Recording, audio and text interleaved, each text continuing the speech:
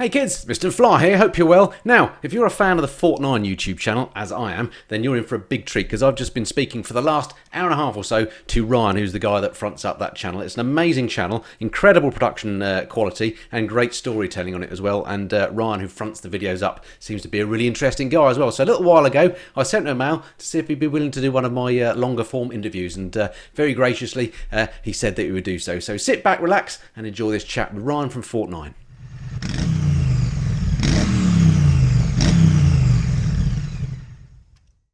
Good morning. I'm just trying to work out if I can hear you. Say something to me. Yeah, I can hear you now. Can you hear me? Perfect. Yeah, I can hear you fine. Brilliant. Looks like you're in some sort of a cupboard. Pretty much that, actually. Yeah, this is like, well, the part you can see in videos with like the blue wall and stuff. Yep. The other side of this wall, this room is just like storage, like a bunch of jackets, and this sort of like spaceship box here is just like 2x4s with a bunch of insulation around it where we record audio and that kind of thing. So you're actually at work in the office at 7 a.m. Yeah. Oh, yeah. That's dedication. Is that normal for you? Or I hope I haven't got you in there early. Oh, it's just for you, Andy. You know, we're shooting this afternoon, so right. Well, probably later this morning. So so what's a typical working day for you then? When does it start and finish? Or isn't there one? There's such a thing as a typical working day for me. I mean, when I'm writing and I'm in the office, it's just normal, like 9 to 5, sort of whatever. And then when we're shooting, it's all over the place. Like we're shooting a night video, then sleep all day and get up at 10 at night and film all night. And that's sort of the extreme case, but it can be at any time.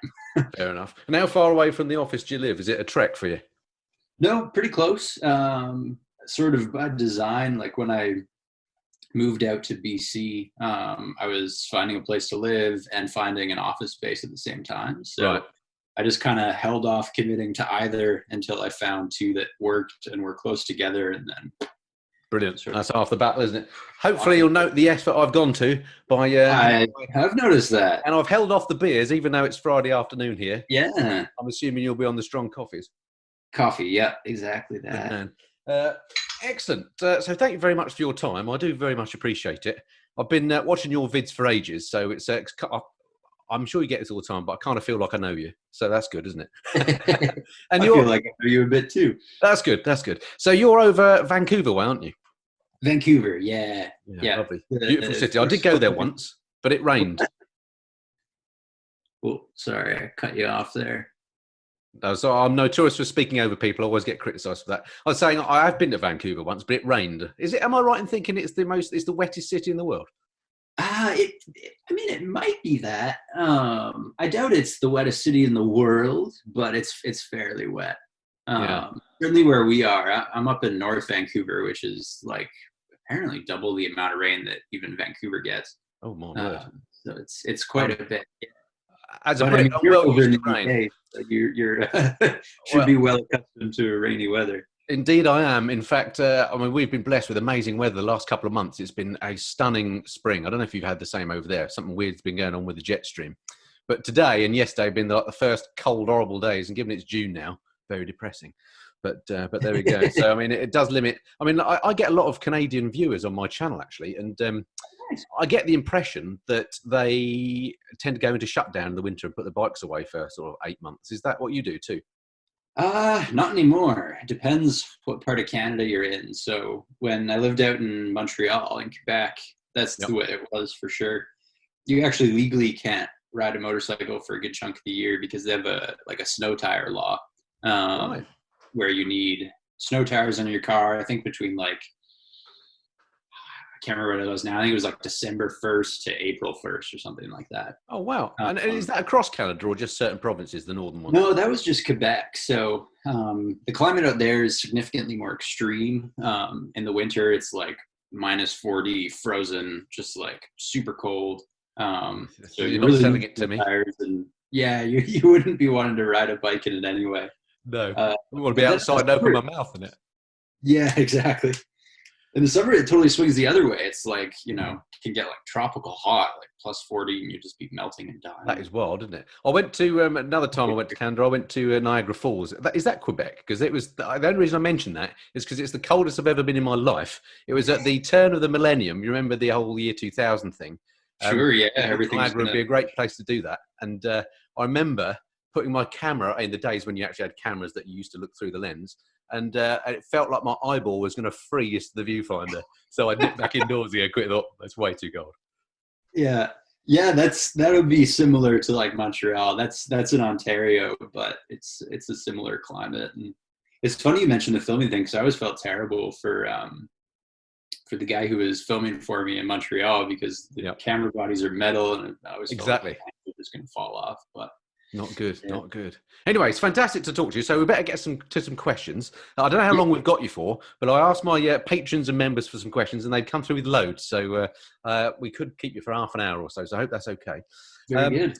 Now I'm going to do what I call chef's prerogative. I don't know if you get what that means, but basically, in my family at least, if you're cooking a meal, usually something that's banned in the house, like cakes or biscuits, chef's prerogative is you get to eat them first. So in the same vein, I'm going to ask you a couple of questions for me. So I sort of stumbled across your channel, well, probably a couple of years ago now. Things have developed amazingly in the last couple of years. And I wasn't really sure what FortNine was all about. Number one, didn't really understand where the name came from, but I sort of worked out over the years that you were sort of, it seems to me like the YouTube front end of some sort of commercial business, maybe a distributor of kit or something. Maybe you can tell me a bit about what FortNine actually is and what your role is there. Yeah. So FortNine is a distributor of kit, as you say. It's sort of like for you guys, Sport Bike Shop, for people in the States, Revzilla, Yep. online retailer, helmets, jackets, tires, engine parts, sort of whatever. And they used to be called Canada's Motorcycle, which was a good name because we were in Canada and we sold motorcycle stuff. It was a great SEO. But then we got to a point where they were selling like snowmobile things and ATV things and like a bit of marine stuff. And so Right. Canada's Motorcycle was not quite representative anymore. So they wanted something just vague that they could sort of define themselves. A name that didn't mean anything until we gave it a meaning in Sure. people's minds. So at that time, I was a writer at Canada's Motorcycle. So I was writing like ad copy. I wrote the product descriptions on the website, just sort of little bitty writing stuff. Right. And so that was the closest they had to like a marketing person. So myself and a couple other people sort of were tasked with creating this new name. We came up with FortNine. It's sort of a play on 49, like the 49th parallel, or north of that. I wonder where that came from. Right. It was Yeah, lost on me. yeah. I mean, that's it. We Sorry wanted about it vague, but yeah, that's sort of where it came from. And in Canada, forts are the old trading posts. The company was like sort of modern day trading post, and that. That makes complete sense now you describe it. real other What's meanings to it. All this yeah. marketing mumbo jumbo that nobody in real life actually perceives, but at the time we thought it was all very clever. So Well, yeah, so it is clever. yeah. Well, thank you. A bit Thank too you. clever, probably. That's for the average motorcyclist Yeah, like I could me. do that. There was actually a comment on a video just the other day where someone was like, "Oh, FortNine, if you like break it up, you get 4T9, and then everything north of that is Canada." And I was like, "Wow, somebody Clever. got." That Somebody was got like it. 3 years later. Like 3 years later, somebody got it. Brilliant. But yeah, anyway, so as part of the rebrand from Canada's Motorcycle to FortNine, we didn't just want to change the website overnight because Google wouldn't know about it, no one would find it, whatever. So we started a YouTube channel under the name FortNine, like about 6 months ahead of the website switching over, Got you. just to build some SEO credibility for it. Mm-hmm. And so same thing there. I was like closest thing that they had to a video guy. So I started doing that. And then the YouTube channel was hella fun and successful. So then we just continued it. Brilliant. So massive deal then. I mean, changing, rebranding is a big deal anyway for a company, isn't it? And again, it strikes me. I don't know why I think this, but I think I've seen somewhere, maybe on one of your videos, a picture of your warehouse. It looks like a pretty large operation. So rebranding so that it works from a sort of YouTube point of view is quite something, isn't it? Quite a brave move. But it looks like it's paid off. Yeah, I think it's worked out well. I mean, now I'm actually like It's funny you mentioned the warehouse. I haven't actually seen the warehouse because when I used to work in Montreal, obviously I was in office there. But now that I'm in Vancouver, it's just me and Anish out here doing video. I haven't actually been back to Montreal since they changed buildings, and Right. so yeah. So are you pretty much your own unit then over there, just knocking out the videos? Yeah, that's it. Which video is just like is our only task, and Fantastic. yeah, it's just the two of us out here and just get to play every day. So I love the way you say that you were sort of doing marketing and writing ad copy, so you were the sort of webby guy. So by default, you became the front of YouTube. That's amazing, isn't it? Yeah. Oh, yeah. I mean, at the time, FortNine was pretty small. It's grown a bit now, but yeah, at the time, it was like everyone had to wear a couple hats, I guess. And with, I think, 857,000 subscribers when I last looked. I mean, that is a massive number for anyone. Does that make you Canada's largest motorcycle YouTube channel? It must do, surely.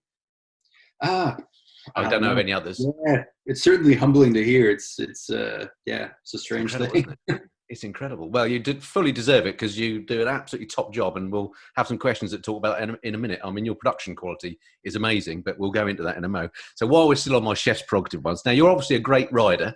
I saw your video recently where you talked about the GS, and again, we'll talk about that more later because I had a lot of comments on that, me being a GS fanboy. And it's clear from the way you were chucking that around on the dirt that you're an excellent rider, much better than me. I hardly dare take my GS off-road. It's by mistake if I do, and I usually come off. So I just wonder, how long have you been riding, and how did you, what did you first ride, from what sort of age? I got into riding when I was 11. Wow. Pestered my parents for long enough that they finally relented and got me a little dirt bike. It was an XR 100, right? A Honda trail bike, and where I grew up, it was sort of a smaller town, BC. The backyard was like a mountain range, so it was sort of the ideal place to get into riding. Right from my house, I could hop on the little thing and just go. So that was totally cool. We built, a little motocross track, had a sort of unofficial league. So I got into motocrossing a bit then over the next couple of years. And the deal when I got my dirt bike when I was 11 is that I would never get my motorcycle license because my mother didn't. Whatever. Yeah, no, she was not keen on the idea, but my dad had his and was a rider when he was younger. Bit of hypocritical, bit of hypocrisy in action, maybe. Could be that. Yeah, I knew that there was hope anyway. And then when I turned 16, I wanted to get my motorcycle license. I eventually got a job as like a park ranger. It was up at this sort of historic site above the town, but it was like a dirt road, maybe 10 kilometers long to get there. And I was destroying the family car, hucking it up this gnarly road every day. Oh, brilliant. I think I know where this is going. Go on. Yeah. So it was an ideal situation because I was able to go to my mother and say, look, I'm wrecking the family Camry. If you let me get my license, I'll be able to take my father's motorcycle. He had a DRZ 400. And so I'll get my license, but I'll only use it for work. And she eventually relented. And the irony now is that I use my license for work, so I sort of kept my word on that. Isn't that great how that worked out? So well done you. I had a similar situation where my parents wouldn't let me have a bike as a kid, and I never managed to convince them. And then I met my girlfriend, now wife. She wouldn't let me have one either. So it took me till I was 40 before I could get a bike. So you were much more successful at a young age than me. Sorry, say again. I said, I can't even believe you're 40. Oh, you sweetie. I wish I'm in my mid-50s now, which we'll come on to that question in a minute as well, because somebody actually asked how old you were, which I thought was quite funny. Anyway, before we get on to that, one last question from me. So what bike do you ride at the moment, personally? So I have my F850GS, which has been in a few videos. That's probably the go-to.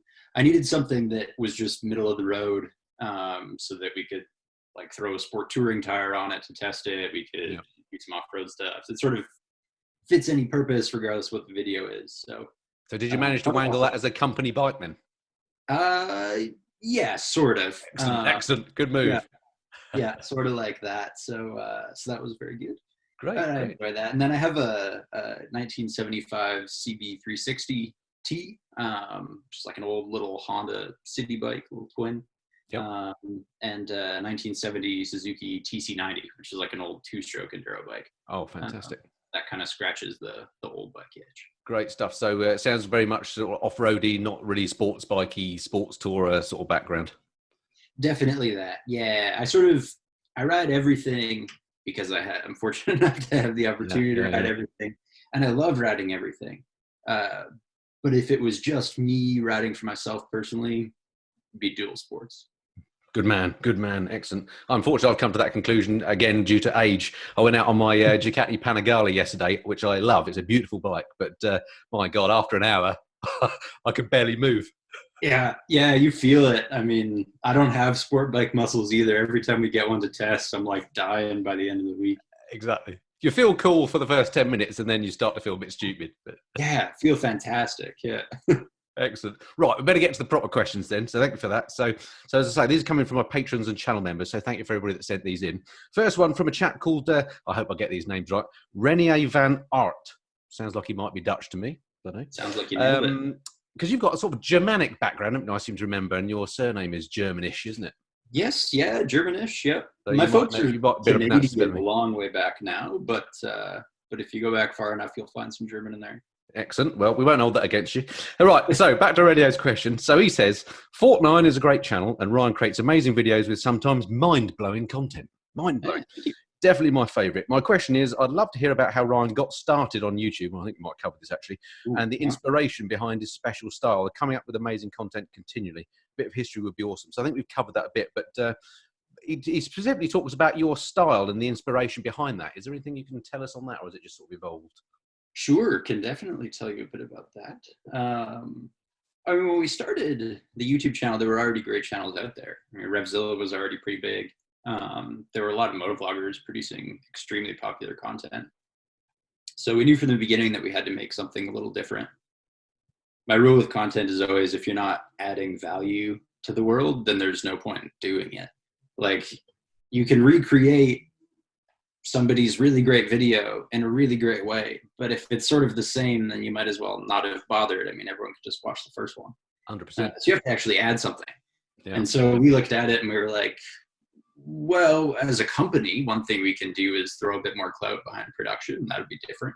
And then obviously from a content perspective, I sort of took a more storyline focused approach. Being someone who has always thought that they were going to be a writer before I ever got into this motorcycle stuff. Plot and storyline is sort of as important to me as the riding is.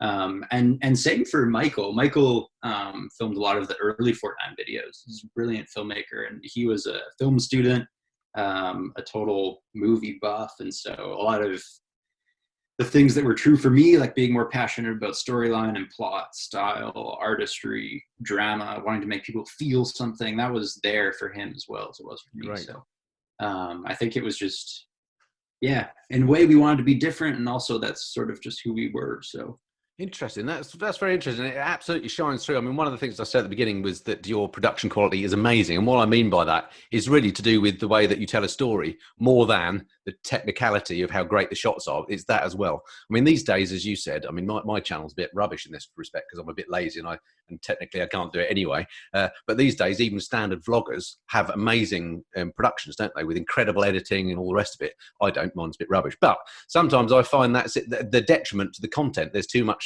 fast cuts or rock and roll music or whatever, and actually the content's a bit naff. Whereas you seem to get that balance absolutely right. You've got the fantastic photographic stuff as well as amazing storylines. So I think that's that. I mean, that's reflected in your numbers as well, of course. I mean, that last video you put up, something like over 1 million views, wasn't it? Incredible. The Harley one, yeah. Yeah, it was very popular. That was the Harley one, wasn't it? Yeah, that's right. Yeah, we'll talk about that as well. I think we've got a question on that. So anyway, so thank you, Renier, for your question. Next one from Richard Higgett. He pops up a few times on my channel. He's also known as Bandit Man UK. I suspect he might have ridden a Bandit at some point, but I don't know. So he's got a couple of questions. Ryan looks about 20, but how old actually is he? So personal question, but I'll ask you, how old are you, mate? Yeah, throw it out. I'm now 28 years old. Woo! Well, yeah, there it is. I always say, well, when people ask, they often say, "Oh, I can't tell whether this guy is 20 or 40." And if I ever see one of those, I just go, "Yes." Yeah, that's outrageous, isn't it? In the middle of it. Well, amazing stuff. Blood hell. I'm twice as old as you. That is sickening. And then the next question that he has here: Ryan's tests are famously rigorous, and he's not afraid of upsetting the big names. Does he find it difficult to get some items and bikes to test? Great question. Good question. Absolutely, yes. Some are better than others. There's certain brands that we can totally smash, and they come back and say, really fair. We're. I mean, occasionally they'll say we're taking your feedback and looking at those issues in our next model iteration, whatever, which is incredibly humbling to think that we actually have some effect on a portion of the industry. So some companies are brilliant.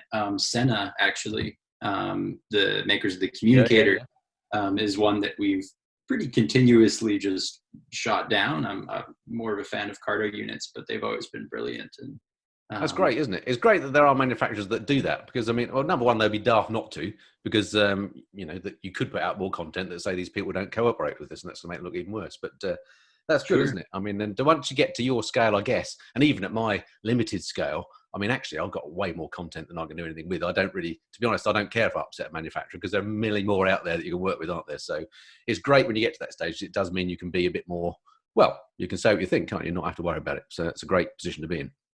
It is a good position to be in, for sure. And it's something that we fortunately had right from the beginning, because the sort of boss at FortNine is a really forward-thinking guy. And right from the start, he said, say what you honestly think, do the topics you are honestly interested in, and I'll sort of handle the rest. If manufacturers come back and they're pissed and whatever, he sort of took all that heat off me. So it's fantastic. Yeah. Yeah, brilliant. Nice one. All right. Thank you, Richard, for the question. Good one. Next one comes from Gareth Gibb, or Gareth Gibb Africa Twin is his full name, which is a bit of a strange name, but there we go. I'm sure he wasn't christened that. Hi to both of you. I've done a few bike trips, 2 long ones, thanks to vids by TMF. That's me. Hey. I also very much enjoyed Neil Peart's Ghost Rider. So for me, a must-do soon is Canada. Also, mainly to take the wife back, as she lived there as a child. So what route could be an initial attempt, about 2 weeks long, plus what time of year is best to go to Canada? Ooh, not winter. A lot of beautiful riding in Canada. It's a big place. I guess it depends where the wife is from and where they want to get back to. But if you go East Coast, there's a brilliant road or route called the Cabo Trail. Goes around sort of the Maritimes, Cape Breton Island. Gorgeous. You can hook that up to the Gaspésie, which is like this tongue that sticks out by the St. Lawrence River, Quebecois. So you'll have the proper French tourtière. You can, have a very cultural moment, follow that all the way around. The road is literally, it's like mountain, and then there's the road, and then there's the water. Like it's this ribbon road, just goes right around the edge for, a full days or 2 days ride, depending on what your stamina is like. And then from there, you're heading down into Quebec City, Montreal. Where would you fly to go there, though, if you want to start your trip off there? You can fly to Halifax. Would probably be the choice. I mean, if this person's coming from the UK, it's actually not that. That's what I was thinking. It's Gareth, if he's UK based, which I'm assuming he is, then Halifax. Actually, whenever I fly to the US or Canada, whenever you look at that GPS thing, you're always over bloody Halifax. It seems to be there forever. But it comes up quite quickly, doesn't it? So it's probably not that long a flight from here. Yeah, it's not that far if you just go in there. And for me, that's actually my favorite riding in Canada. Wow. It's more people go to sort of Calgary and then do the Rockies, Glacier National Park, Jasper National Park, and sort of take that into Vancouver, which is beautiful too, but a lot more common and busier. So that's it. Time of year, I think you mentioned as well, I would say September. The kids are back in school, but it's still nice and warm. Good call. Yeah. You don't have problems with midges like Scotland. Yeah. I would say bear in mind it could be very hot, though. A lot of people think Canada is this cold place, and it is, but in the summer it can be properly hot. I certainly don't think of Halifax as hot. I think that has probably been cold, but there we go. Every day is school day. Excellent. And I love the way it's called Halifax as well. That's one of the things I love about Canada and the US, that they steal our names. And oh gosh, yeah.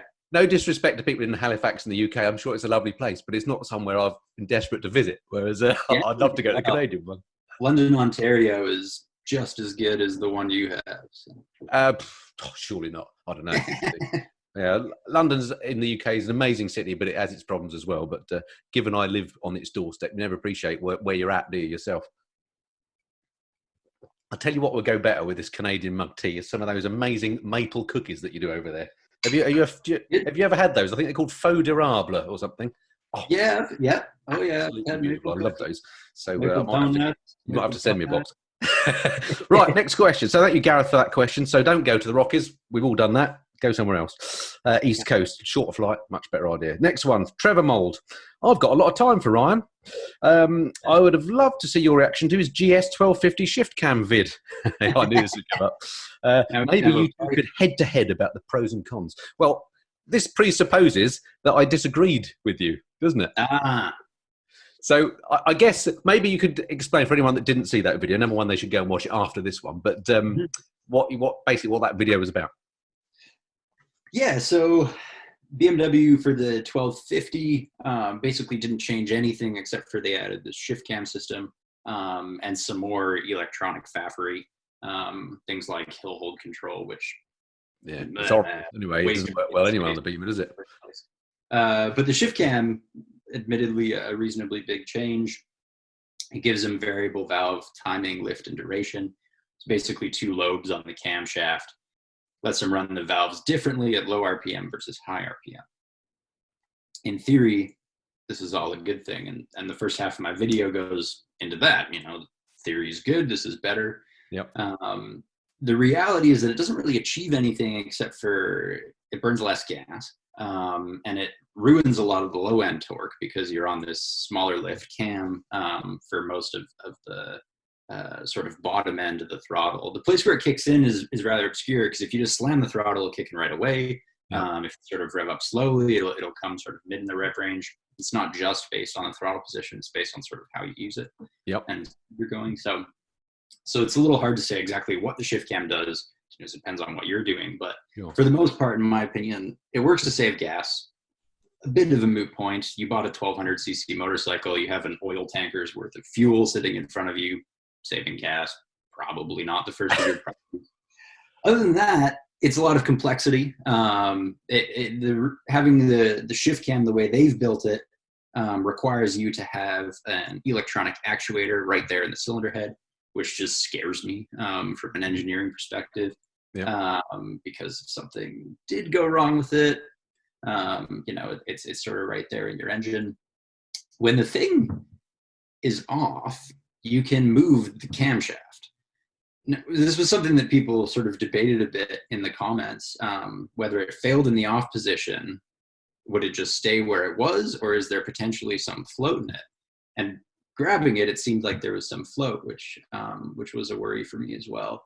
So you're saying it could fail in between lobes? It could fail in the off position. It has two pins. It has like a shifter drum, like you'll see in some motorcycle transmissions, and a couple pins. And if one pin's in, it shifts it that way. The other pin goes the other way. Right. But it seems like in the off position, neither pin is in, or there's a little bit of play or something because you can actually move the thing, which worried me a little bit. And then the other thing I touched on in the video is that this idea of a shift cam, which BMW is very proud of and sort of presented like some type of groundbreaking ingenuity, is something that Suzuki did back in the 90s. Almost identically as well, wasn't it? Almost identically, yeah. Just pretty much the exact same thing. And nowadays, a lot of companies have moved on to more elegant solutions. We bring up Suzuki, for example, for that amazing centrifugal force thing. Yeah. Yeah, so they sort of did what BMW is doing now back in the 90s, have since moved on to nothing's new, is it? Centrifugal system, which uses weighted balls that as you ride faster, the centrifugal so-called force spreads them outward and then changes the phase of the cam. Which that's clever, isn't it? It's progressive and it's purely mechanical. So it can't really go wrong. You could customize it. I mean, you could get different, it would be as simple as taking it apart and putting in a different weight of balls, and you'd have a different phasing, which is totally cool. Yeah. So anyway, the whole point of the video was sort of just saying the R1250GS is a brilliant bike. It always was. But what they've done to change it hasn't actually added anything, in my opinion. Yeah, I see. I see. Trevor was assuming I'd probably argue with you about this because I'm seen as a GS fanboy. I assume because I have a GS, not a 1250. I hasten to add, but I completely agree with everything you said. I mean, when that Suzuki system first came out, I thought from an engineering point of view that's just elegant, isn't it? The way it works, that's like continuously variable, and as you say, easy to change. Yeah. I suspect the whole motive behind the shift cam on the BMW is probably more to do with Euro 5 and getting it through emissions regulations than performance. I remember when it came out. Yeah. BMW were kind of talking about it really as, or certainly the way that journalists were reporting was that it was such a performance improvement, wasn't it? And gave you much more top end in particular. But I suspect actually it was a much less exciting, well, we've got to get this Boxer twin through Euro 5 somehow, and this is one way of doing it, I'm guessing. Yeah. So if Trevor was after an argument, he ain't going to get one. I agree with you. But great question, Trevor, and a great video as well. If you've not watched that and you're not familiar with some of the things that Ryan was talking about, particularly that Suzuki system, which you do a really good little diagram of. I don't know if you just pinched that from Suzuki, maybe, but it Totally did. Yeah. but I mean, it's brilliant. I mean, I think they've got that in the GSX in the sports bike, haven't they? That's right. Yeah. Is it in the V-Strom 1000 as well? It's not, though. I really want it to be. Yeah, it should be, shouldn't it? That'd be a good place to put it. Excellent. All right. Good one. Thank you, Trevor, for that question. Next one from Nick Turnbull, another name that I know well on my channel, a frequent commenter. Hi, Andy and Ryan. I love Ryan's videos and been subscribed for a while. Could you please ask Ryan if he does all his own editing or does he get some help as the quality is top-notch? Thanks, guys. These blogs and vlogs are what's keeping me going working from home. So thank you, Nick, for the question. Over to you, Ryan. Glad to hear it. The reason I was laughing is there's no way in hell I could do my own editing. I'm actually quite a technophobe and all things cameras and computers. No way. I find that hard to believe. No, it's true. I mean, everything behind the camera is all Anish. Anish is my my sort of partner in this channel. He does all the filmmaking. So that's all him. He's brilliant. He's an amazing shooter, an amazing editor. So fantastic. So he's the technical man behind the camera. So are you focusing, I guess, on coming up with the ideas for stories and developing storyboards, that sort of thing? Yeah. The way our workflow works is that I do all the writing, and then we go out and shoot whatever it is together. Obviously, me in front of the camera and Anish behind it, and then Anish does all the editing. And while he's doing that, I'm writing the next video. So that way we're sort of able to just keep rolling. Right. And do you have like a plan, a schedule of what's coming along? And because correct me if I'm wrong, but I reckon you're putting out a video every couple of weeks, something like that. Is that your cadence? Yeah, probably every 2 weeks is probably the average. Sort of varies. Like if we get in a run where we're doing like a couple gear reviews back to back, then we'll probably have a video a week because gear reviews usually take us like a day to shoot. Yeah. Like Anish will maybe take a day to edit it, and I'll be another day writing. So this is pretty fast. What a treat having somebody to do the editing for you. Brilliant. Oh, yeah, he's phenomenal. But then longer videos like that Harley video or like a bike review, usually we're shooting for like 5 days, and then we might be editing for another 5, and so those will be longer. So in the end, it probably works out to a video every couple of weeks. So you don't specifically set out, say, right, we must do one every 2 weeks to keep the YouTube algorithm happy. It's just when they're ready, out they come. It happens to be every couple of weeks. Oh yeah. That's totally the way it is. I had a prof in uni who was talking to him about writing, and I think I was writing an essay for him. I was wondering how long to make it, and he said, "Well, how long is a piece of string?" And I was like, "What?" And he's like, "Well, you have to follow it until you find the end, and then you know how long it is." And so that's always the outlook I take to creation, is just you have to give it the time it deserves. And if it happens that we don't put out a video for 4 weeks, then no, exactly. Again, I think by the time you got to your level, that number of subscribers, they ain't going to go anywhere. If you didn't put something out for a year, people would still be there when you came back. I was watching a video earlier, actually, from Casey Neistat. I'm sure you watched Casey. For sure. And I mean, he's gone from doing one a day, hasn't he, from now doing like one every couple of months, and still they get millions of views in minutes. Totally, yeah, and it's a different creative challenge for sure. So. Yeah, it's interesting stuff. It's all good stuff, but nothing to do with bikes, of course. All right, thank you, Nick, for that question. Hopefully that's answered that. Next one from Marcus West. Hi, I love your gear reviews. Nice. My question to Ryan is about something else, though. He learned his motorcycle riding skills off-road. Spooky, seems to know quite a bit about you. What of those skills does Ryan think transfer best to road tours? Ooh, I think 99% of the time road touring, the off-road doesn't come into it. It's a totally different thing. But then that sort of 1%, when you're out a little late on a mountain pass and it starts snowing, or you come around a corner and the road's gone, they've dug it up and replaced it with dirt, and you're doing 80, and you're not stopping that thing in time. All of a sudden, like that, you're an MX rider again. You're a dirt rider, and it's sort of muscle memory. It comes back. You know how to counterweight the bike. You know how to control a slide. You're comfortable sliding. As soon as grip's gone, you don't freak out and grab the brake or do something silly with counter steering and cause the bike to fall over. It's sort of, most of the time my off-road background doesn't come into it at all, but the 1% where it does is extremely valuable. And it's saved me a few times for sure. Yeah, good answer.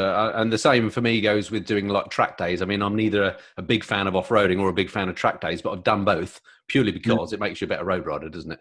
For the precisely those situations where something unexpected happens. So so if Marcus is thinking about doing a bit of off-roading because he's going touring, then I'd recommend he does. It only helps. Can't do any harm. Definitely. Yeah, no, I'm a huge proponent. Anyone who's starting riding, not that he is starting riding, but when anyone is starting riding, I always tell them to try to get on a dirt bike. Yeah, absolutely. So thank you, Marcus, for that question.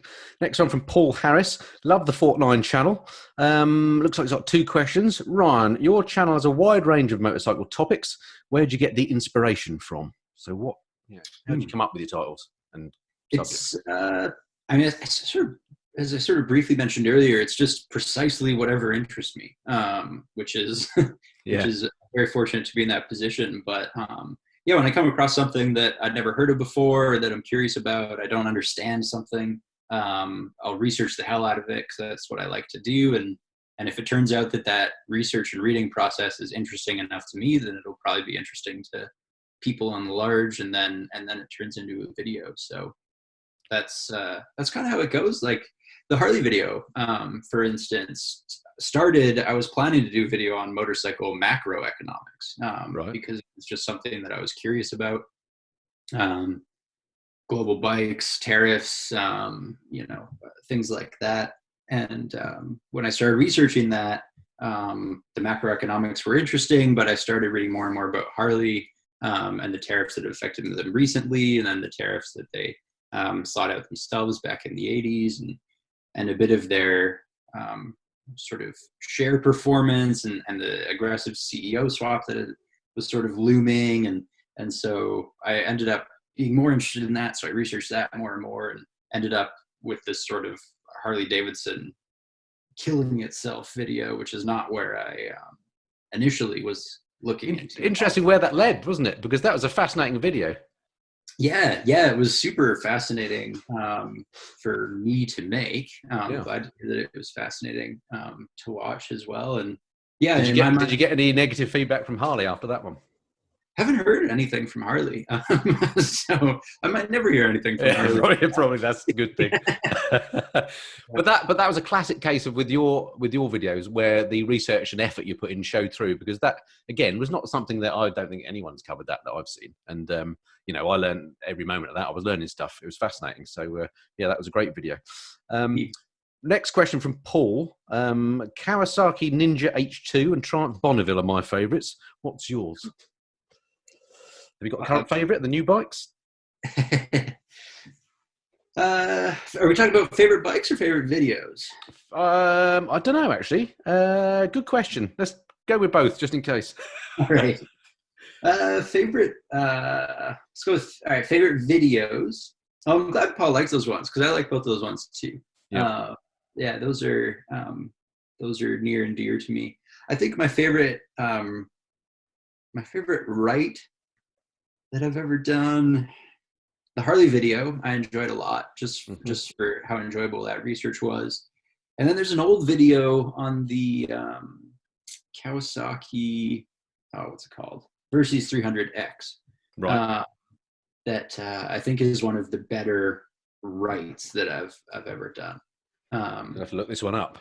Yeah, that's an old one, but it was a hell of a lot of fun. We wanted to do a plot line where we like go back in time, which is just like a stupid idea for a motorcycle video. But work for Star Trek. Yeah, I mean, it was super fun to write. So those are probably my favorite writes. My favorite video on the whole that came together though, and this mainly goes to Anish doing such a good job shooting and editing it, is probably the TW200 video. I think it's called Crossing the Desert on a Yamaha TW200 or something. Mm-hmm. And the way that one just sort of came together with the style we were going for, it was all supposed to be like a Western. I think that one probably watches. Yeah. Yeah, I remember that one as well. Do you find that you sometimes have ideas and you think this is going to be an absolute winner, and when you do it, you think, no, okay, it's okay. And then you do another one that you think, well, this isn't much, and then you do it and you think, actually, that's an absolute winner. Yeah. It's funny, isn't it?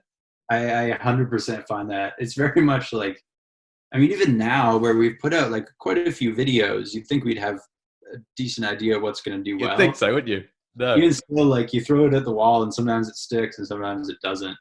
You can't predict it, can you? I mean, it's regardless of what you might like doing and whether you're proud with the results or not, but you can't predict who's going to watch stuff, can you? It's just nuts. No. I mean, so some of my most watched videos have been the ones that I put the least effort in, and that was just how it happened. Oh, yeah, same. Some of our most watched videos are videos that I'm not too proud of anymore. And that's sort of a shame because you're like, oh, everyone's getting this, impression of the channel. It's not the one I want to make, but exactly. Funny old game. Anyway, okay, thank you, Paul, for those questions. Next question is from somebody called Andy HTTR, but he's talking about where's the best place to ride in Canada and best time of year to go. I think we've covered that, so we refer you to our previous answer, Andy, on that one. So don't go to the Rockies, go East Coast, Halifax in particular, and do it in September. Right, okay, that's the one. So next question from somebody with the brilliantly pretty name of Poppy Ingemels. What a great name.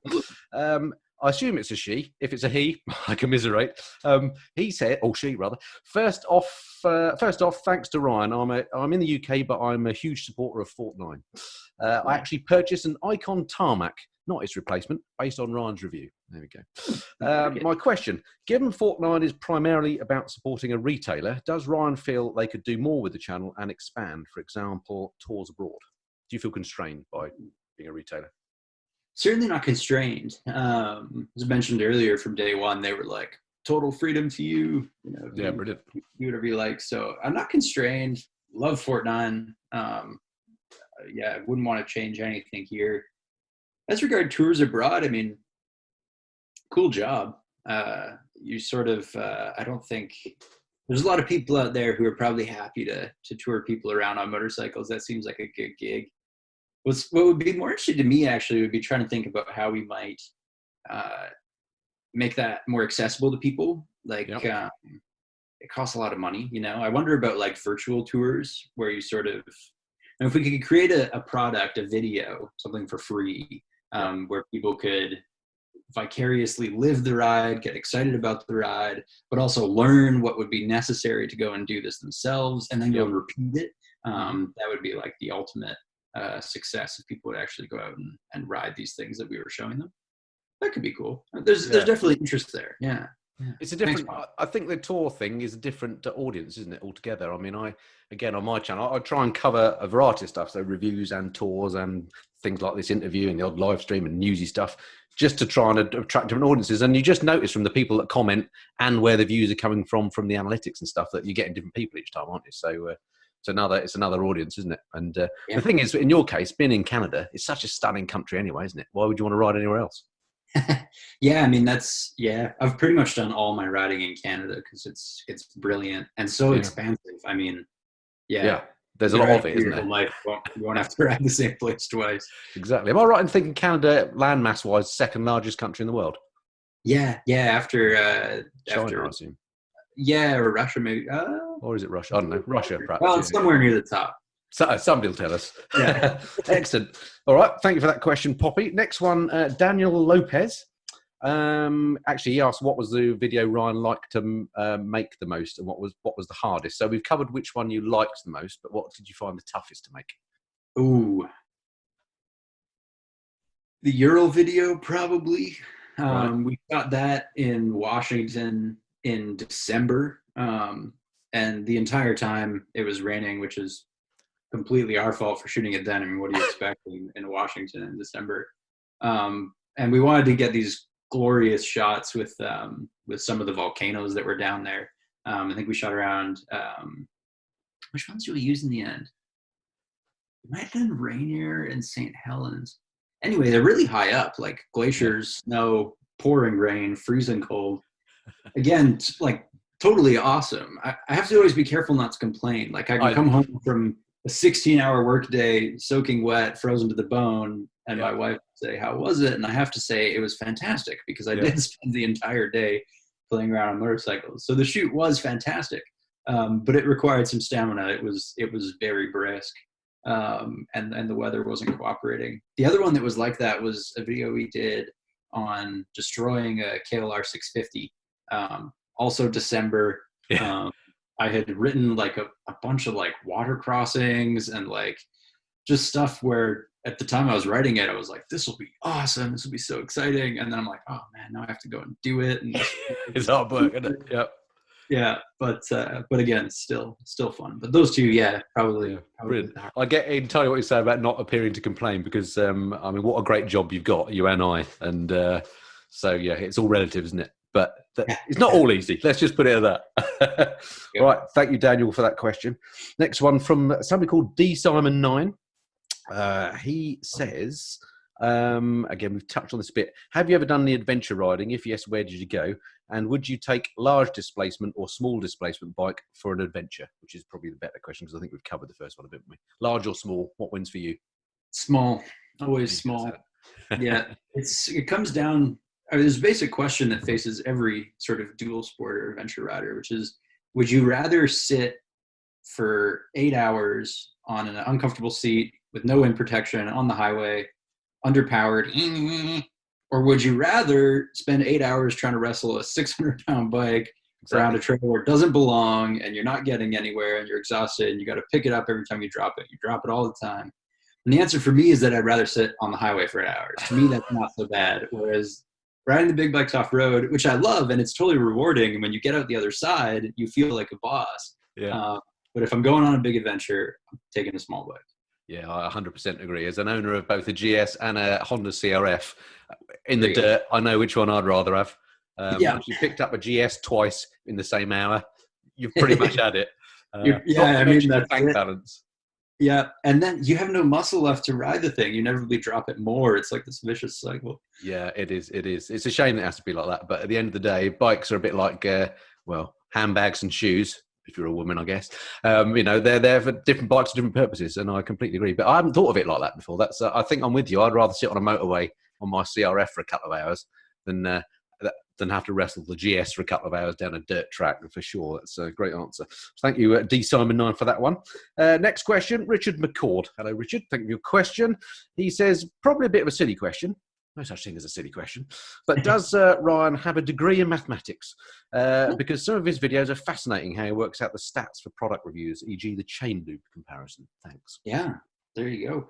I have a degree in physics, and there's a lot of math involved in that. So not quite mathematics, but nearly. Having done a bit of maths and physics in my A-level days, you can't do physics without doing maths, can you? So I think two go hand in hand, rather, don't they? But that. Again, it shines through that you've got a grasp of that. So that's great. I'm a bit of an anorak for that sort of thing, so I appreciate that. Next question, Stephen Panigale. What softwares do you use for editing your videos? I've been using KDen Live. Not heard of that. He says it's not bad and it's free. So free's good. What sort of software do you use for editing? I mentioned it was a technical, but as far as I know, and he uses DaVinci Resolve. He uses the Adobe Suite, Premiere, Audition, that type of thing. Right. That's, to the best of my knowledge, the answer. But if he were is that on a Mac? He uses Mac. Yeah. Yeah. I think all the top productions seem to use them. I don't, sadly. I wish I did, but once you've gone down one route, it's hard to change, isn't it? Yeah. So, there we go. Hopefully that answers Stephen's question. Thank you for sending that in. Next one from Faraz, another regular contributor. So as an avid viewer of FortNine, here's my question. Ryan has shown many scientific demonstrations and equations when reviewing and analysing a range of things. Clearly one with a strong numerical mind. Covered a bit of a theme here. But using his creative side, for giving technical data, performance, and his Dr. Spock-like logic, Mr. Spock, but that's technicality. What motorbike does he think looks the most beautiful on the market today? Blimey, that was a round the houses question. Whoa. That didn't end up where I thought it was going. No, no, Though. indeed. Caught me off guard. So it's a well worded question. Uh, oh, that is Say that is a Panigale. yeah, the Panigale is beautiful. Thank you. The new BMW R18, that Art Deco looking Yeah. cruiser, it's a very engine forward design. Yeah. Probably the most beautiful motorcycle of all time, in my opinion, would be the XR750 flat tracker, the Harley-Davidson. Right. It's Wow. That's incredibly engine forward. It's just the motor and some stuff around it, but minimal stuff, and then the motor takes sort of the ocular centric position there. good word. And I like that. It's very much the motor in the cycle. Yeah. And I think that the R18 sort of captures that as well, with a bit of the Art Deco style that BMW has a good history of. So It's great that you said Harley was your favourite looking ever, because that's redeemed you slightly with it in their eyes. That's good. well, I mean, it's funny. After that video, as I knew, a lot of people would think that I sort of had it out for Harley. But yeah, I love the XR750. I think it's still one of the most beautiful motorcycles ever. And one of the bikes I enjoy riding the most is the Lowrider S, which we did a review on a few years ago. It's amazing. Harley can do a brilliant job of things. They just haven't been. So you're a bit of a closet cruiser guy, really, then? A little bit, yeah. Oh yeah, yep. I like to. I mean, it's super comfortable. It's a great auditory experience. I agree. Lovely. Yeah. Nice open road. I grew up in Saskatchewan prairies, and out there, Harley is just brilliant. Yeah, excellent. Yeah. So talking about that R18, the new Beamer, because it comes in all sorts of flavours, doesn't it? And it's interesting because of the boxer engine that you can't really get the traditional, for want of a better word, American feet forward style, can you? Because they get in the way of the cylinders, which works for me because I don't like feet forward. But I just wonder if you've actually seen one in the flesh. Nope, I've never seen one in the flesh. Just pictures. Yeah, they look good, don't they? I mean, when I first saw them, I wasn't too keen because I'm not really a cruiser person. But the fact that you can't have your feet forward appeals. And then when I saw it came out in so many different flavors, and it does look beautifully made, doesn't it? So yeah, I think it looks stunning. I'm sure it's not everyone's cup of tea, but mid forward or mid foot control cruisers are really interesting. The Lowrider S is like that too, and it's a very enjoyable stance. Yeah, I just find have you ridden the big Triumph, the Rocket 3? No, never have. Because that's got the sort of mid-set pegs, and which is great. It's cool. I mean, again, you feel cooler as AF on the bike, but my goodness, when you go over speed bumps and stuff, your back and half get a battering. So I'm not sure it would work for touring, but they do look good for short rides. So thank you, Faraz, for that question. Great question. Next one, Pete English. We're getting through these. You'll be glad to know. We're doing time. Oh, crikey. Tell me if you have to go. You'll need another coffee. Pete, hello Pete. Thanks for yet another question. He says, do you think Harley-Davidson will be around in 5 years' time, and will it still be an American-owned company? Interesting. It's a good question. I do think they'll be around in 5 years' time. When I say Harley-Davidson is dying, I don't mean they'll die tomorrow. Just that there's in sort of an unrecoverable spin at the moment. Like they're going down. It'll be a long time. They have the cash to stay afloat until 2021 without selling anything, and they'll definitely sell some stuff. So they'll be around 5 years easily, I think. They have a considerable problem as the video goes into. They could get bought out by a non-American company. It's possible. I think that Harley-Davidson is worth more to themselves than to somebody else, though. I think there's so much in that heritage, particularly in the American heritage, that's left for them to exploit, and that they could do really well. You look at young people getting into cruisers now, say cruisers sort of lightly, it's usually more cafe racers, or bobbers, brats, scramblers, whatever. Mm-hmm. It's sort of this millennial pastoral ideal of getting your knuckles dirty and doing some wrenching and getting back to something that's purely mechanical and loud. It's sort of a rebellion against everything electronic and quiet and refined in our world. And I see that as part of the psyche that draws young people to motorcycles. Yeah. Harley-Davidson has a brilliant history of bikes that are built to be wrenched on. They're like Lego bikes. You can take them apart, put them back together, customize them. They just got stuck in this bad rut where they try to encourage everyone to go to the dealership to get that done, and it costs $1 million, and only the Harley parts fit, and they're very expensive, and all of it's styled in a very early 2000s skulls and flames way.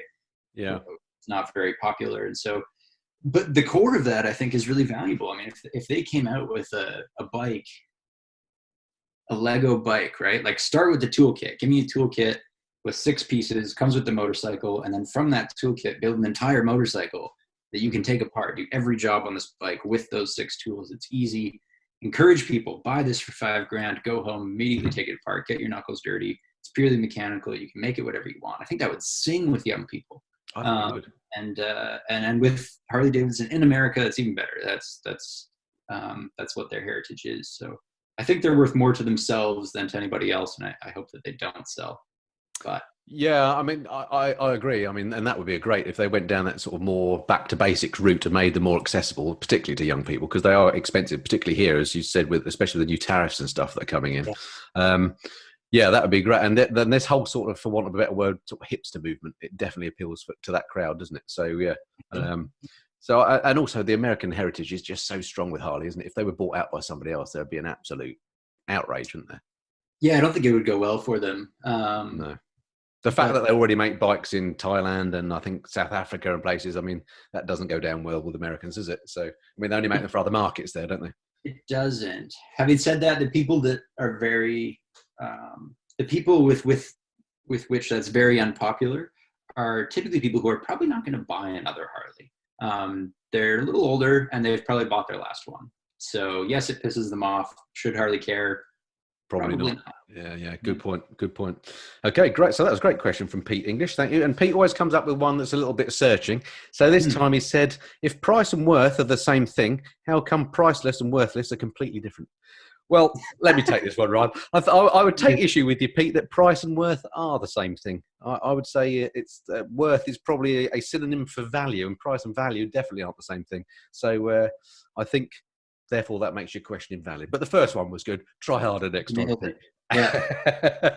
Thank you, Pete. Next one from Nicholas Laskaris, who I think is on Cyprus, I've got a feeling. Andy, some questions from Ryan. Number 1, Pink Floyd or Bob Dylan? Pink Floyd. Good man. Comfortably Numb, one of my favorite songs. Excellent. I've got to get a guitar. It's one of the few I can play. I'm a massive Floyd fan. Is there anything good about the BMW shift cam system? Saves gas. Makes BMW money. Yes, good answer. Contributes to the motorcycle economy. Yeah. Do you enjoy destroying crash helmets? Oh, yeah, immensely. It's very encouraging to take a good swing at a motorcycle helmet and realize how strong they are. That's a good point. Really strong. Yeah. I've never done that. I've never felt, although I've got a few helmets that are well past their 5-year sort of shelf life. So I don't tend to wear them because I'm scared by manufacturers saying you should replace them at 5 years. And I'm sure they only say that because they want you to buy another helmet. But actually you get attached to your crash helmet. It's a bit like your bike, don't you? So, but it would make a good video. Yeah. I like the sound of it. Was that everything for Nick? That's all. No, there's another one. Would a 2-wheel drive GS work with a front electric hub motor? Would it work? Yes. It would work. Whether it sell is another question. Super beneficial. The thing with the GS is, yes, you can get a GS stuck, and a front drive would be useful in those instances, but it's not really the bike where you're trying to get it stuck all the time. Some people do, but there's a company called Christini that makes, like, I think it's a version of a CRF 250 or something with a front drive motor. And to me, that's more the place for that, because that's a bike where you're going to be benefiting from that all the time. Yes. Whereas with GS, I think it's a rare rider, and even with the rare rider in rare circumstances where you really want that. And it's already pretty heavy. It's going to add some more weight, isn't it? I think it's certain. I saw a bike somewhere. It may be the one you're talking about. Actually, I think it was for like military applications where it had a front wheel, chain-driven front wheel. Actually, but anyway, it's a pretty rare and unique setup, isn't it? But they do exist.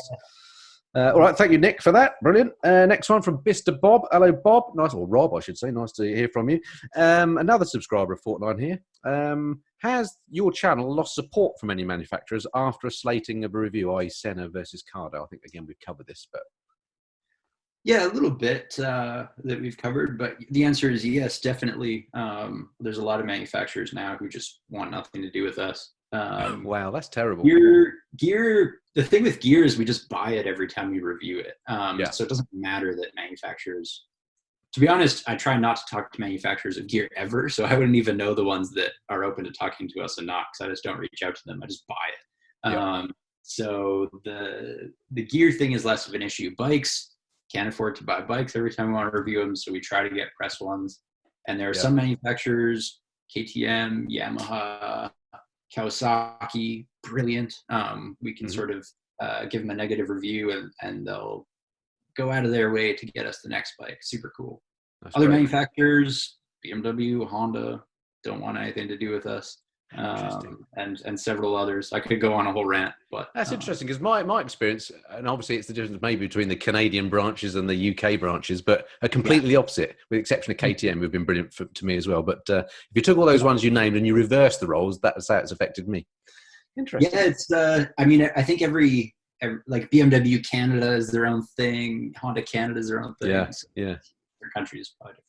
Again, just to clarify, I'm not saying that the BMWs of the world have been particularly negative to you, but some manufacturers are easier to do business with than others, aren't they? So, for a classic example for me, KTM, I've never bought a KTM bike, given they make their, let's face it, bulk of their reputation is off-road stuff, and I'm not a big off-roader. I've already said that, don't like it.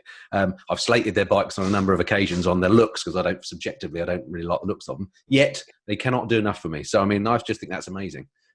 Yeah, KTM has been good to us too. Yeah, great stuff. All right, thank you for that one, Rob, or Mr. Bob, as he's known on YouTube. Adam Turner, thanks for the high-quality content. It's fantastic, he says. Keep up the great work.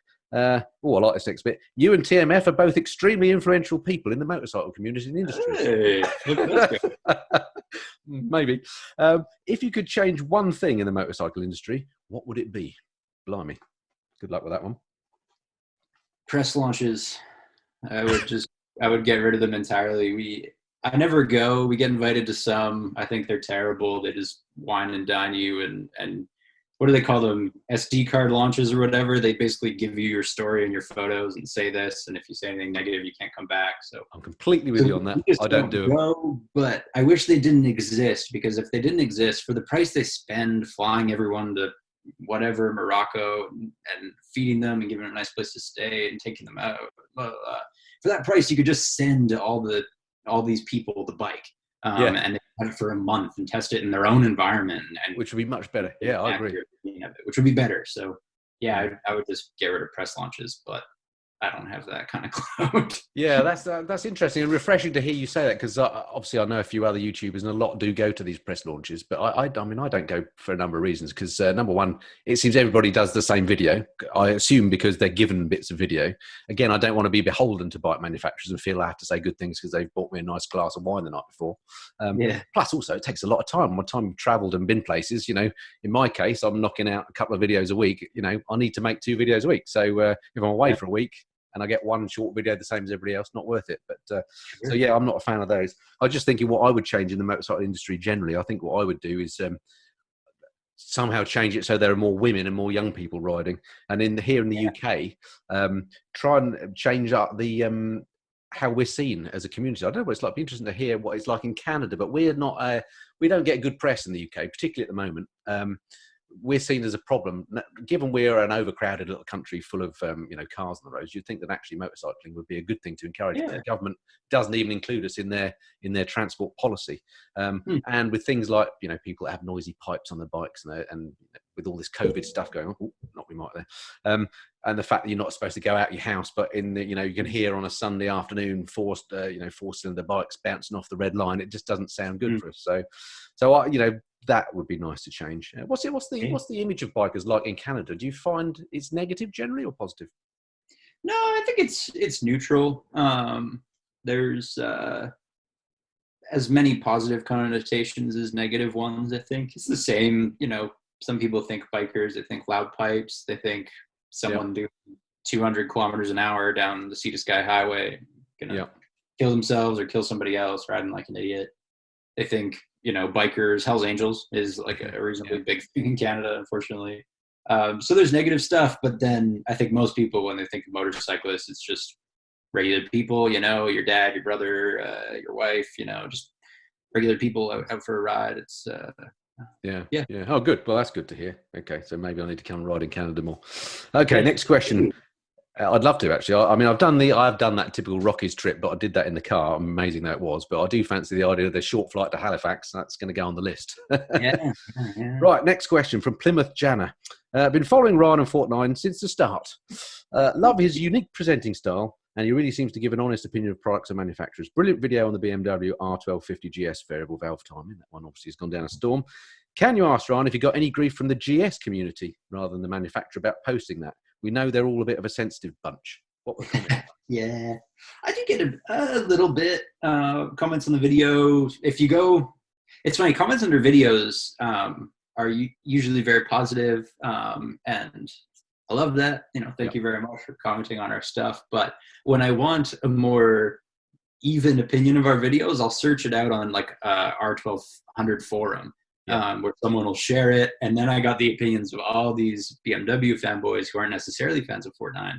And that's where you get, I think, the real opinion on how you did. So yeah, there was a bit of lashback, particularly, you know, people would say, oh, you know, you can just turn off the hill hold, or the tool for the oil cap is just under the seat. And it's like, yeah, I know those things, you know, I'm aware of that. I just don't want to pay for something that I immediately turn off. And I don't want a special tool under the seat when I can just do it with my fingers on every other bike. Exactly. Stuff like that. But you can't say all these things in a video, because if you care so much about being perfectly accurate and blameless all the time, you have a 30-minute video and it's hella boring. Yes. Yes. So I try to That's what I love about not being a professional journalist. And obviously, a lot of journalists do, you know, go to those bike launches and stuff, and they have to obviously be very careful about what they say, because they're, you know, they are paid to give you the truth. Now, I'm not saying I purposely go out there to lie to people, but occasionally you say stuff that might not be quite right, or you give a fact that turns out it's not correct. In my case, I can just apologise, put a bit of text over it or something, or in the comments say, "Yep, you're right, I'm wrong, well spotted." So it does give people like me much more latitude, but I guess that's just the internet. It's bandit country out there, isn't it? Even you know, even seemingly respectable people, don't trust them. So thank you, Plymouth Jana, for that. Next one from Kev Meister. We're getting through these. You'll be glad to know. Do shout if you need to go. Ryan's posts are always extremely interesting, informative, and very professionally done. It's because he's a professional. The guy looks about 15 and knows so much. I'd like to know his history. What he did at school and college and job-wise, and how did he pick up his skills, and is vlogging his career now? I think we sort of covered that, but anything else you want to give us on your background? I think that's pretty much it. I have another degree in art history, so a lot of oh, that's interesting. Hang on, that leads to it. How many degrees have you got? Just those two. Okay. Yeah. Just two. Rubbish. Yeah. So that's quite a difference. So physics and art history. How did that happen? That was just two things I was interested in. Yeah. I used to sort of show myself a little bit, but I used to do quite a bit of art, portraiture and charcoals and things like that. And brilliant. I wasn't nearly good enough to make a run at that, but that explains your little your blackboard diagrams. Oh yes. Yeah, some of the diagrams. Yeah, it's working a treat. Very artistic. So it turns out that actually that combo for what you've ended up doing is brilliant, isn't it? Because obviously it's a creative pastime that you're doing, as well as needing some technical understanding. So who knew that those two things went so well together? So there we go. Right, next one from Rocket Rolls.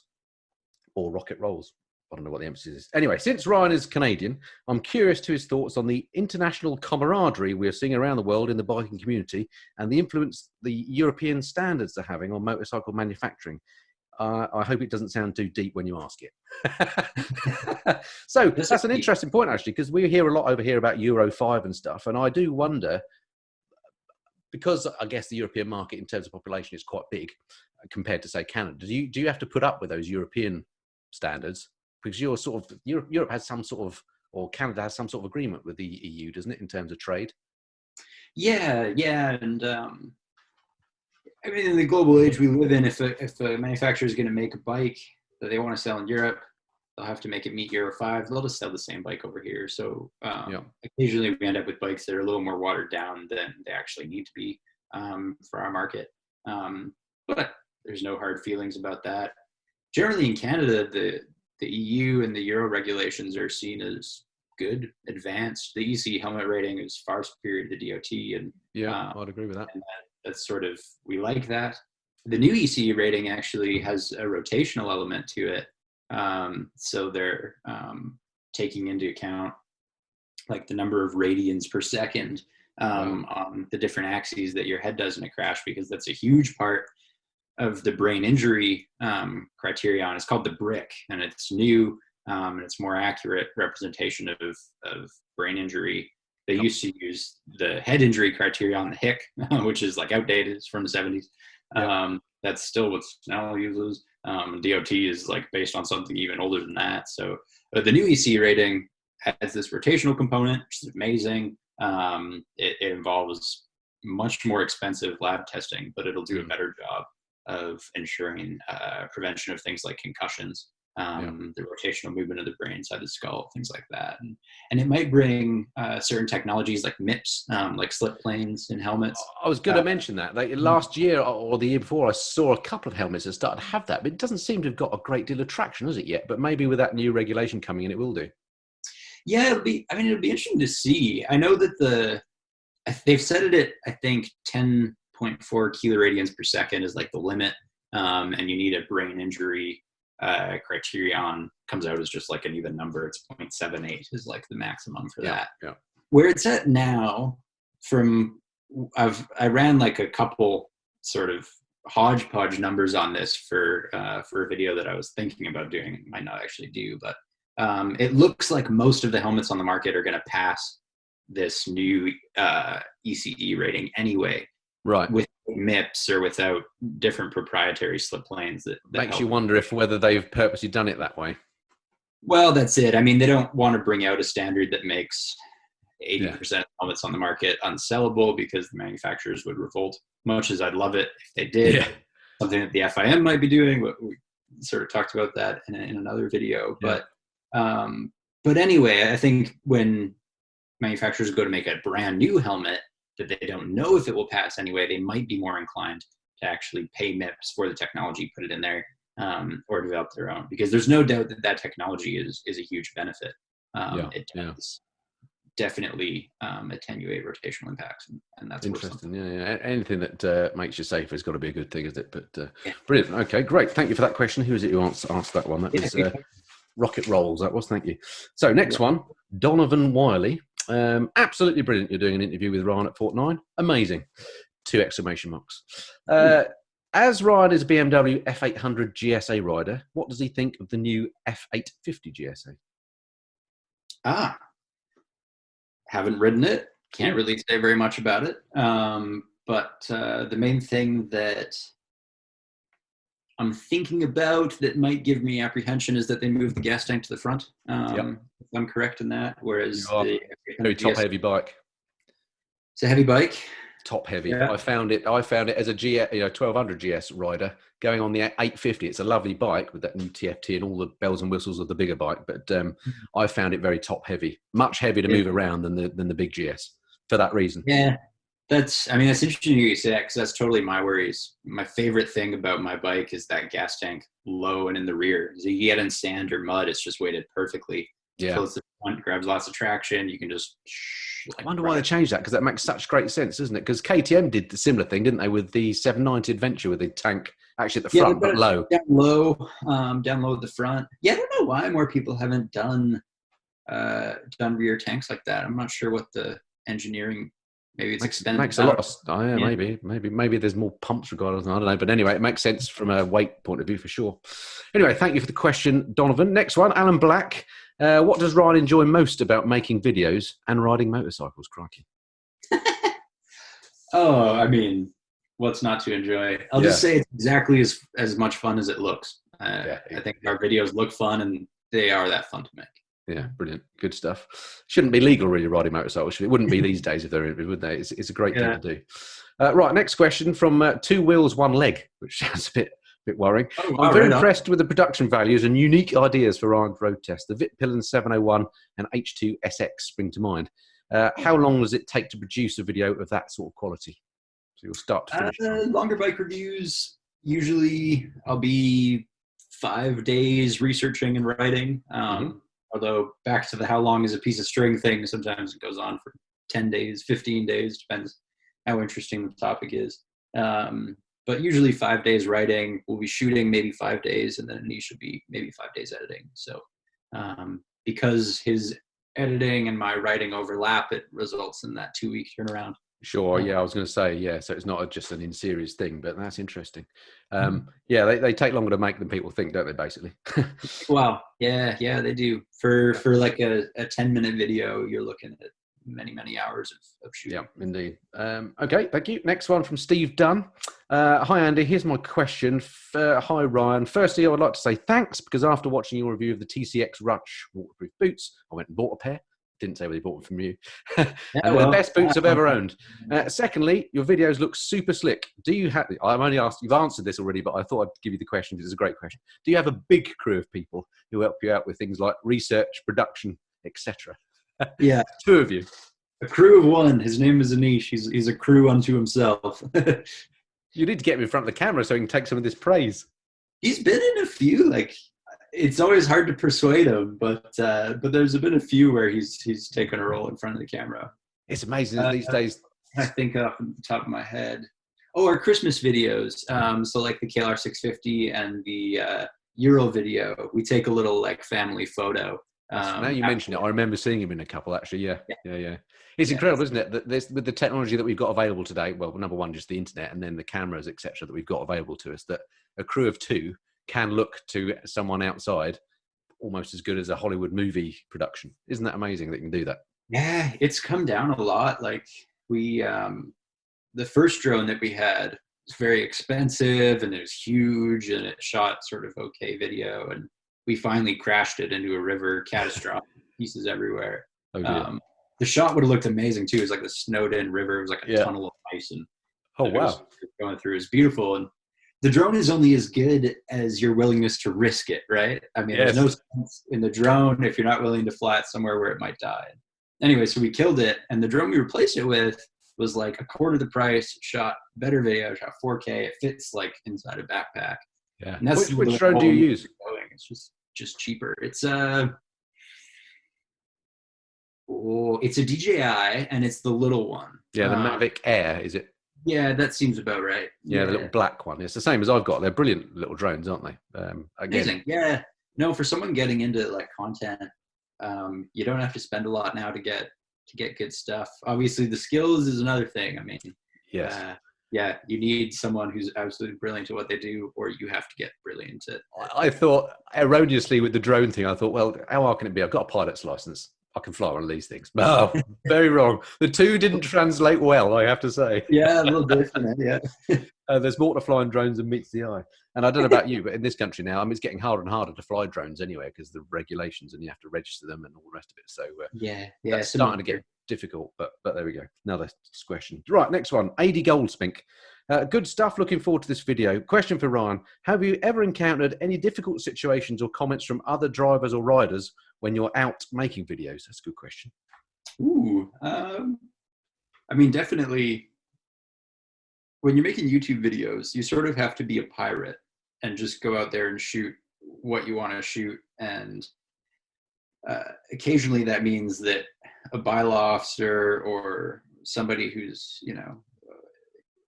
owns the property or works for someone who owns the property or whatever, is going to come and kick you out. Yep. And I think you have to be very polite and say, yep, you're totally right. Sorry. And just go, because that's the nature of YouTube, right? If we were to film legally here, we would have to go to the city and get a filming permit, which costs $10,000 to $100,000. They give us a few cops to shut down the road. We'd have to have a multi-million-dollar insurance policy to film like a bike riding down the street. We'd be bankrupt with one shot. Yes. Yeah. Let alone 30 videos in a year. So unfortunately, the reality is that to make the videos that we make essentially necessitates us to film in places where sometimes we're not really supposed to be there. Yeah. And, the difficulty comes when you find out about that afterwards, when the video's up, isn't it? Yeah, that sometimes happens. So yeah, we've run into a few. we get kicked out of places a lot, which is fine. We can sort of work around that. We've run into a few occasions where we posted a video and then heard from like a conservation officer who was like, that forest, you were supposed to be, Yeah, exactly. I've had a few of those things. it's after the fact, but you live and learn, don't you? it's the way it is. Yeah. And that is, again, just so one of the advantages we have over a lot in traditional filmmakers. Because I was talking to somebody that makes TV programs here about motorbikes, and he was just going through all the licenses and stuff that's required. And it is just mind blowing. I mean, saps all the fun out of it, doesn't it?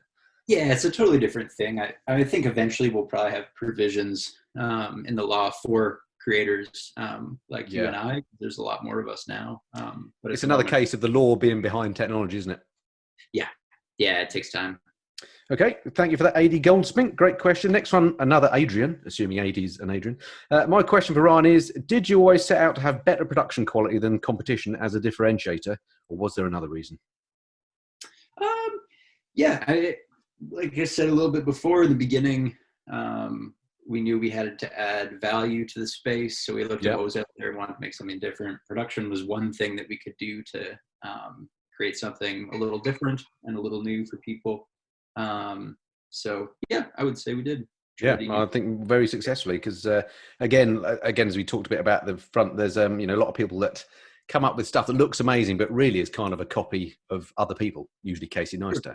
But doing something that's actually a bit unique. I mean, I've gone the other way in that I think people quite like the rustic nature of mine. At least I'm hoping they do. So that's why I keep it very simple. Totally. That means it's less work for me. But on that note, production is absolutely not necessary for a successful YouTube channel. I agree. If you have a story or a how-to, or if the content itself is incredibly valuable to people, you can shoot it on your cell phone, be totally fine. Exactly. I was talking to a guy, I don't know if you know of him, a fella called Alan Millyard. He's an amazing engineer, and he makes bikes over here, puts extra cylinders on bikes and stuff like that.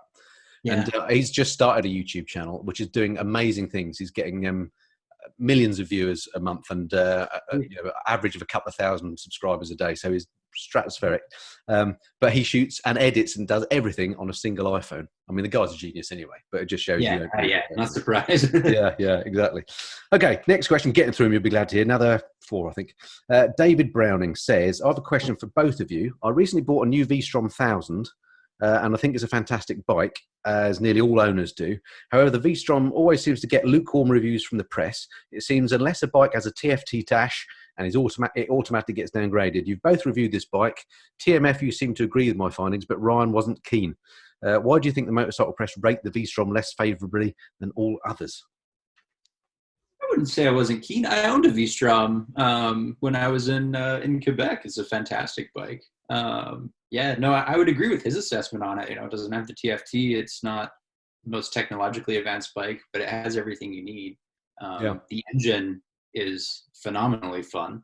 That V-twin Soul just pulses and makes a great noise.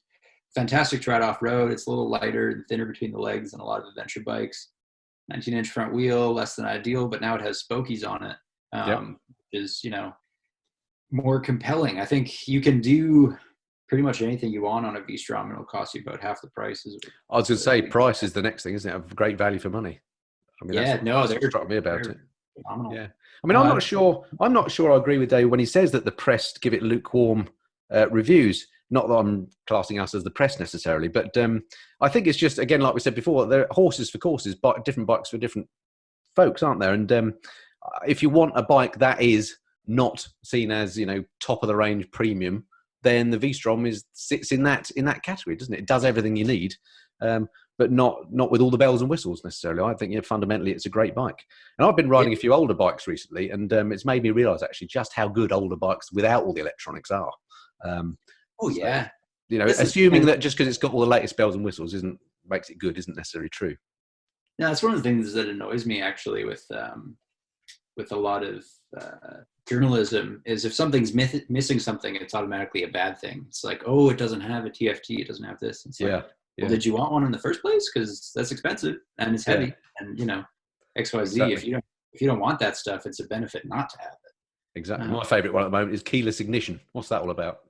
Yeah, I mean, who asked for that? Yeah. No, they put stuff on. It seems at this point, we've sort of got to the point where bikes have everything that's useful, and now they're adding stuff that's just not useful. Yeah, You yeah, know? I It agree. seems like they still have to keep adding stuff. I'd rather take the cheaper price. Yeah. Good question, David. Right, next one from Bill Kerr. Thank you, Bill, for writing in. Ryan's videos are pure art. There you go. That degree was worth doing. The level of professionalism is quite impressive. Oh, quite impressive. So it's just slapped it out again for a simple YouTube channel, and the storytelling is compelling. We build you up and slaps you down. I like this. I would like to ask Ryan about the creative process that goes into making one of his videos. Does he compose and storyboard it by himself, or is it more of a back and forth collaboration with Anish, his cinematographer and editor? Oh, he's well clued up. Are other writers and production people involved, or is it just the two of you? The finished product is so polished, I've often thought there must be several people behind the camera. You are backing above your weight, aren't you? This is good.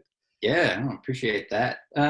We've covered a lot of that, but as for the storyboarding stuff, yeah, when I write the script, I'm playing it in my mind as a movie, so I'm writing the words and also like the shots. Having said that, I am not a filmmaker, and so when the script is done, then Anish and I sit down together. He goes through and he goes, "Nah, I don't think that'll work. This won't work.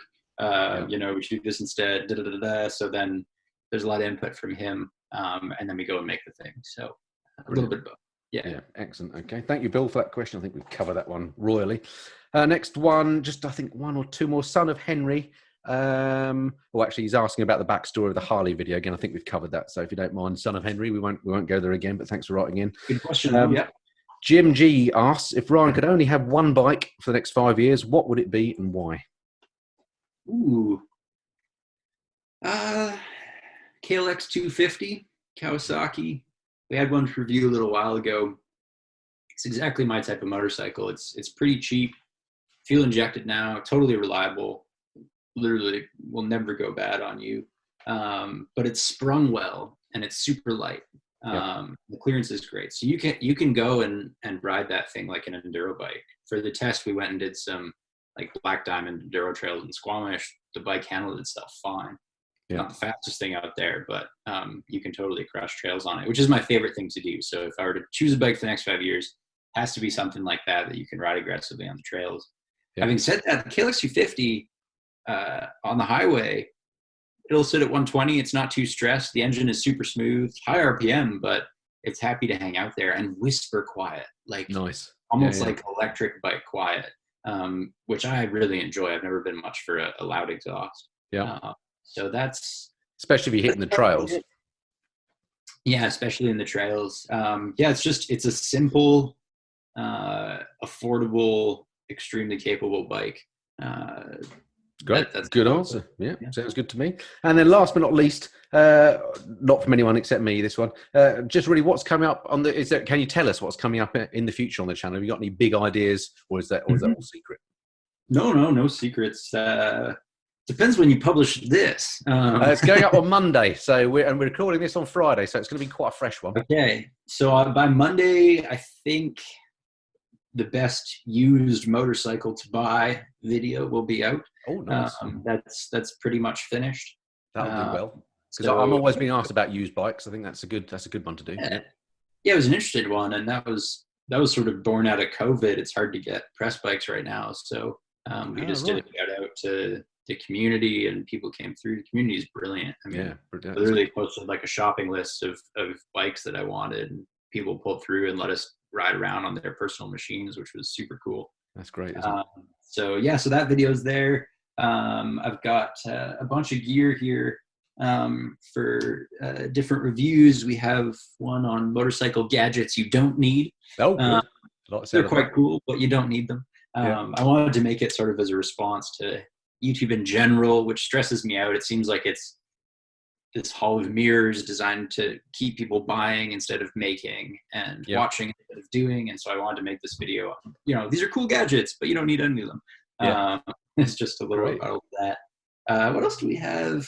Oh, the sound of that. How far in advance do you plan your videos? In the, I mean, it sounds like you've got 2 or 3 in the making at any one time. But are you planning a year ahead, 6 months ahead? What are you looking at? I'd say we usually have either 2 or 3 in some stage of production. Usually one will be like in the writing stage with me, one will be in the editing stage with Anish, maybe Yeah. one will be finished but just sitting in YouTube waiting to be published. Yeah. The ideas, I probably have enough. I have like this sort of, it's called Trello. It's sort of like a pin board. Yeah, I've used it, a planning thing. Yeah, yeah. Yeah, so I've got like a Trello board with probably video ideas for the next like 2 years. Like there are more ideas than I could reasonably do in the That's next. great. But most of them are like half-baked ideas. So I keep them all in there until enough of them line up, and I see, hey, there's a video there, Yeah. and then I film together. So yeah, lots of ideas, but usually they're not fully formed until right before I write them. Sure. Well, great stuff. Well, thank you very much indeed for your time today. We've been on, I think, for about an hour and a half, which is amazing. So thank you, and you've missed your breakfast. But I mean, it's flown by. Thanks to your, Patreons and viewers. Yes, thank you very much for sending those in. Fascinating questions, and great to learn a bit about you yourself. I mean, how long has the channel been going now, actually, with you fronting it? 2016. Right, okay, so yeah, a little while. And I feel like we just didn't know anything about you. So hopefully we've thrown some light on that. So some of which we guessed, some of which surprised us. So thank you very much indeed for your time. It was great. And if there's anything I could ever do for you, can't think what, but if you want, I don't know, some sort of an example of a bad video, if you're doing something on how not to make a YouTube video, call me in. I'm your man. It was fun. Thanks a bunch. Okay, so there we go. That's my chat with Ryan from FortNine. What a lovely fellow, and really enjoyed our chat. It was great fun to do. So huge thumbs up, and thanks again, Ryan, for your time today. It was 7 a.m. there in Vancouver. It was like 3 o'clock here in the afternoon on a Friday, so it was no sweat for me. So really appreciate Ryan, you giving up your time. So thanks for that. Thanks again to my patrons and members for providing the questions, without which we couldn't have done that video. And most of all, thanks to you for watching the video, particularly as it was such a long one. If you haven't done so already, do hit that subscribe button. It would be great to have you along on the next one. All right, that's it for now. Look forward to speaking to you again soon. Until then, this has been the Missenden Flyer. Cheerio.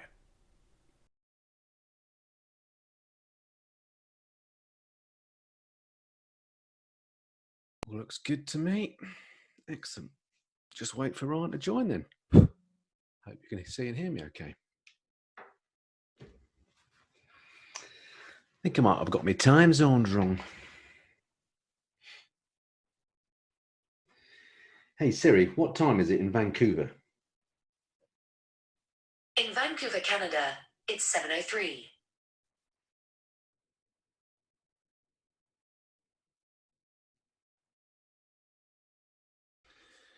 Come on, Ryan, mate. Ready when you are, something. Send a message. No sign yet. Come on.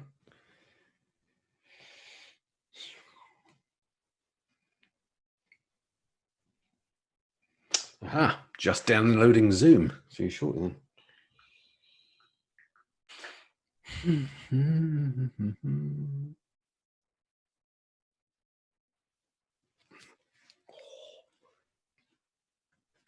Tea's gonna go cold. Come on, Ryan, where are you, mate?